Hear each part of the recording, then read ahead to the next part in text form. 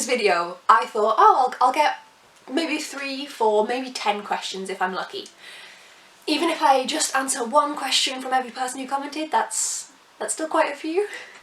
Hey folks, it's Abby, and today I'm going to be giving the A's to your Q's. So in the first video of this month of Veto, I put up a introduction video and then also asked for some questions from you guys. I thought it would be fun to do, and I got a lot more questions than I bargained for. I'm going to try and answer a fair few today in the video. I won't get through them all, but for now, let's get into the questions. Becca from the Comic Book Sanctum asked, am I mad? And that was in relation to me doing a video every day in October, as well as moving house and moving job and having my birthday. Yes! And you also asked, because that's not a proper question, you also asked a book that I will never ever read, ever. That is Anna and the French Kiss by whoever the hell that is. This is the book that got me into BookTube, actually. Lily C. Reads did a rant review of it, and that's how I found BookTube, and it sounds absolutely fucking awful. It is just... I'm just gonna link Lily's video, okay? Just go watch Lily's video. I will never read this. Veronica from Veronica's Shelf asked, if I could only dress in one colour for the rest of my life and it couldn't be black, what colour would I choose? Now first of all, Veronica, I hate you, because what do you mean it can't be black? I love black. But I would probably pick maroon, I think. Just going off of like the most common colour in my wardrobe. And I have maroon trousers. I have one pair of maroon trousers. So I would at least have some trousers I could wear, because the rest of them are black. You also asked if I'm a plant killer or if plants grow as soon as I look at them, and it's somewhere in the middle. So some plants have unfortunately died in my care, but I'm looking now at 3 that have survived quite a while. I've had Clyde for probably 5 years now, my little cactus. So I'm not, they don't grow when I look at them, but they're just about alive. Eleanor from Eleanor Nickbadair asked what inspires my videos. This is a complicated one. Sometimes it's just random stupid ideas that pop in my head. Sometimes it is stuff that I've seen other people do and I really like it, so then I'm inspired by it, and whenever I do that I always do try to credit them. So for example, 30 Before 30 by Chels from Not So Secretly Bookish. That was inspired completely by her, and I linked her in the description. Sometimes I watch a lot of like non-bookish YouTube, and so sometimes I will be inspired by the content from them and see what I can kind of mutate into a bookish scenario. And most of the time it turns out shit, but it can be fun. And then Eleanor also asked if I was ever to write a book, what genre would it be in? The overarching genre, fantasy. But the book that I'm writing is in the dystopian genre. So I actually did a video about this earlier in the month. Go check it out if you're interested. Cachet from Shay with the Hobbies asked me 10 questions. I cannot get to all of them, my love, but I will answer some of them. Her first question was, how have I grown as a creator and a person over the past year? As a creator, I think I have kind of honed in just that bit more on what I want to actually create. It's a forever evolving process, but I'm happier with my editing now, and I'm really trying to make sure that the content I'm making is stuff that I would want to watch. So when I started out BookTube, it was very much like, okay, here's everything that everyone makes. And then I kind of was like, okay, let's just keep doing this and keep doing this. And I've had time over the past year, despite the fact that this is when I've been in a full-time job for the first time in my life, I've had the time to kind of think of what I actually want to do with my channel, where I want to take it, the direction that I want to go. So I'm getting there. It's not fully there yet, it's still a work in progress, but I'm getting there. As a person, I'm both the same and completely different, and that's been me my entire life. I am the same as I was when I was 7 years old, but I'm also completely different. I am a bit more confident in myself, but also a bit more reserved and kind of knowing where my limits are. A lot has changed in the past year, in the past month. So by the time this goes out, as I'm filming this, I'm pre-filming this a bit to give myself some wiggle room, because I'm starting a new job and moving into a new house. So as of when this goes live, I'll have been in my new job for 2 weeks, and I'll have been in my new house for a week. That's a massive change. I'm now living with my partner in a completely different city, and I wouldn't have even envisioned that I would have been in my career that I'm going to be in now, living with my partner at the beginning of this year, just because, obviously, everything that was going on. She also asked, has your taste in books changed as you've begun to learn more about the world outside of your childhood? Yes and no. So in terms of my taste in books, technically the answer is no. I have actually reverted back. So I've discussed this before. As a child, my favourite genre, I read a lot. I read historical fiction, I read contemporary, but my favourite was fantasy. And I kind of went out of that when I came into booktube and was like, oh my god, there's everything to read. I've went running straight back to science fiction fantasy. It's where I'm happiest, and I'm very much happy to be back reading mainly in this genre. There's a lot within this genre. I will read everything that spans it, and I will read outside of that genre. But this is my favourite. But what Shay actually means, yes, I have. So as a child, I read 99.999% white authors because that is what was given to me, that is what was available to me. Obviously as a child you have less kind of freedom of picking things like that.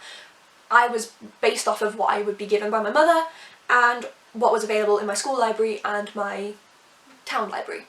And that was mainly white. There was Neil Shusterman books in my town library, which I adored. It still maddens me that I could have been like so deep into Neil Shusterman's works. I read the trilogy, I adored the trilogy, and I've wanted to own it ever since. It's still on my wish list. I have brought some more diversity into my books. So I was reading primarily white, female, able-bodied, and heterosexual. I'm definitely changing that up now. I'm definitely getting a lot more diversity into my books in every possible manner. You're right, Shay.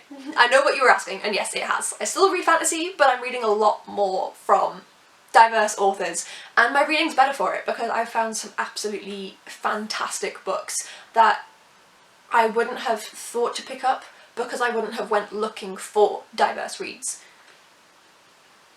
And I was missing out. I was missing out. And the last question I'm going to answer from Shay is, are you glad you got more than 3 questions yet? No. No. Charles from Not So Secretly Bookish asked me, if you could only read one series for the rest of your life, what would it be? It cannot be Skullduggery Pleasant. 1, you cow. And 2, you didn't think your question through. Pellinor. The Pellinor series. I tricked you! Sam from Griff Reads asked if I could only take 3 books with me to a deserted island, which books would I take? I would take The Singing, which is the 4th book, the final book in the Pellinor series. I would take Eragon, which is the 1st book in the Inheritance cycle. This is difficult. And I would take Before the Coffee Gets Cold by Toshikazu Kawaguchi. That was difficult. I have like 7 other books flying through my head right now, like why didn't you take them? We're leaving it. Then Caitlin from Manchester Rabbit, of course, asked me many a question. The first one I fucking love and I don't know the answer to, which is, who would win in a Saki comment fight between Skullduggery Pleasant and Sherlock Holmes? I don't know. I don't know Sherlock, because I can see Skullduggery being like, well, fine, I've been bested. Can you see Sherlock doing that? No. Caitlin also asked, how do I make my thumbnails? She asked some other questions, but this one exposes me a bit, so I thought it would be fun. I make my thumbnails in PowerPoint. I don't know how to use any editing software, whether that's Photoshop or GIMP or anything like that. You can do a surprising amount in PowerPoint. So yeah, at some point I will learn how to use GIMP and I will actually properly Photoshop my thumbnails, but I don't think you need to. Yes, there's still more questions, this is why I didn't answer them all. So next up from Matt we have, are you able to stay focused for long periods of time whilst reading, and if so, do you have any tips on how to improve that? Yes and no. I was a lot better at this when I was younger. I can struggle with it a bit more now. The ones where I am most absorbed and pay attention for a long period of time are the books that I'm loving, which is pretty much common sense, I'm aware. But those books where I'm really, really into them and I'm struggling to put them down and I know exactly the sort of books that they are, yeah, I can read that no problem. Other times, I struggle to stay focused when I'm reading. Tips to help with it, you can set timers. I found that if I was going to be waiting in a waiting room for an hour, having that set amount of time was really helpful to be like, just sit and read, because you've got nothing else to do, you're waiting. It just means that you're sat there focused, just basically make it a thing. Don't just be like, oh, I'll try and read, and then go, no, I can't focus. Make it a thing where you sit down and you try and focus and read. Simon asked, are you working within journalism? No, that's not my field. Geological hazards is what I did my studying in. I took the mapping aspect from that and I'm utilising that in my new position, which is in IT, so The channel named Edged asked me what my favourite genre is, which is fantasy and sci-fi. And finishing out on my most frequent questioner, which is time and chance. So they always leave me questions down in the comments, and they've been wanting me to do a video like this for a while, so I'm sure they're pretty happy. Their first question was, why am I moving in a time of panini, and am I at risk even with 2 shots? So second question first. No, I'm not at risk. And why am I moving in times of panini? Because it doesn't impact us. So it doesn't actually have an effect on us moving. The only 5 people involved with us moving are my parents, his mum, me and my partner. All of us know exactly what level of isolation we're doing. Currently he lives with his mum, I live with my parents, so we're already in contact with them and we are happy with the amount of social distancing and isolation that we're doing respectively, which is quite a bit. We don't go out for anything, so like my parents go to work and go to do the food shop. I go to work and my partner does the food shop, and that's it. They also asked what grade I would give the NHS for their part in handling the panini situation in the UK. The NHS has done fabulous. They don't have the funding or the staff, not through any fault of their own, to be able to handle it. So yes, it's been a mess, but the NHS has done fantastic. A-star, they've done everything that they need to do. And then to end on a more fun note, because dude, that was a depressing set of questions. But to end on a more fun note, we have a last question from Caitlin, which is, when are we taking over the world together? And my answer, Caitlin, is when you get your butt down to York. That was some of your Q's aid. You put in a lot more than I was expecting, and this video was a lot longer than I was expecting. This was me trying to narrow it down, so I'll probably answer the rest of these at some point in the future for another video. It means that when I'm trying to think of video ideas in November and I've run out because I've done 31 videos in October, I'll have more ideas. So it's fantastic. Thank you so much for watching, folks. If you'd like to see some more from me, please do hit subscribe, and if you enjoyed the video, please hit the like button. Down in the description I always have my links to my Bookstagram, my book Twitter, my book blog and my Goodreads, and I shall see you tomorrow. Bye!